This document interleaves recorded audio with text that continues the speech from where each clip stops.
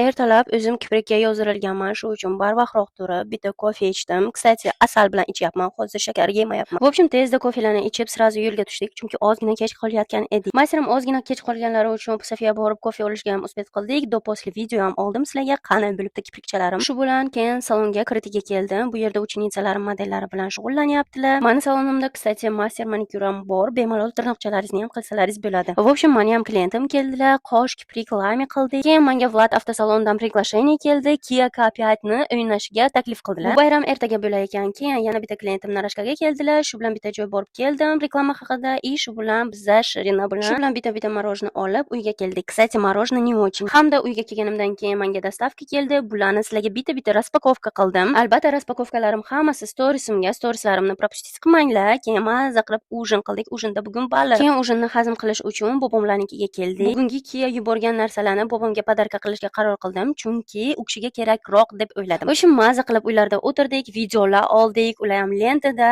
prям интересный videochalar. Shu bilan charchoqlarimizni chiqarib, yeganlarimizni hazm qilib uyga keldik.